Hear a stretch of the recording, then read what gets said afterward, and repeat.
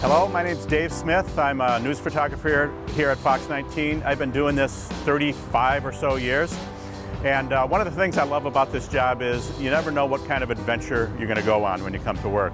As an example, I was working in Evansville, Indiana 20-some years ago, and coming to work one afternoon and the boss says, "Dave, you're going up on a hot air balloon today." He tells me to go to to the ballparks out on the west side of town and meet the balloon guy there and get some nice shots of downtown. It'll be a fun day. So after supper, I go out to the ballpark, and there's this big balloon being inflated, and it doesn't look like a regular balloon. It's actually a giant tiger's head. It's sponsored by Kellogg's, and it's supposed to be Tony the Tiger's head. So I get out there, and the guy that is the captain of the balloon, he's given us all these instructions. He says, "I got it all figured out. The wind is blowing from the west to the east. We'll take off here. We're going to go right over downtown Evansville, get some beautiful shots of downtown and the waterfront and everything." Great. So we get into the basket when things all filled.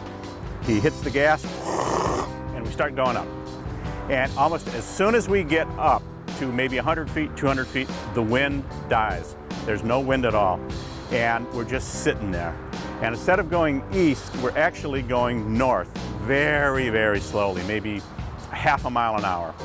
And this, the pilot is like this old Swedish guy. He's gruff and kind of grouchy and very serious about his job, even though his job is flying around the sky in a giant tiger head. Anyway, we're slowly going north on the west side of Evansville. And the west side of Evansville is all these little houses real close together, no yards whatsoever, and there's no place to land the balloon. So we're just floating along there, and it's a hot summer evening, so he has to hit the gas very frequently because that's what keeps the balloon up. The balloon's got to be hotter than the air around it, so all the time he's going. Each time he does that, a dog on the ground hears that, doesn't know what it is, and starts barking. So first there's one dog, and then two dogs hear that dog, and they start barking. And then there's 4 dogs barking, then there's 8 dogs barking, then there's 16 dogs barking. Pretty soon the entire west side, there's like hundreds, if not thousands of dogs barking. It's hilarious.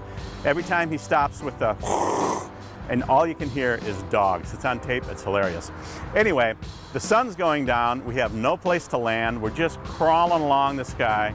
None of these people have yards, we have no place to land. So we're looking all over. Finally he sees there's a little factory or something that's got a little bit of a lawn on it, so we're gonna try to land there.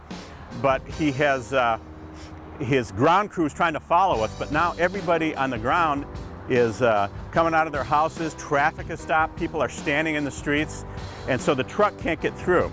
And there's no way for the ground crew to bring the balloon down. So by this time, everybody's out of their houses. So the pilot's yelling at people on the ground. He's ordering them what to do. He says, "Okay, I'm going to throw this rope down. You take this rope, you guide us into the yard."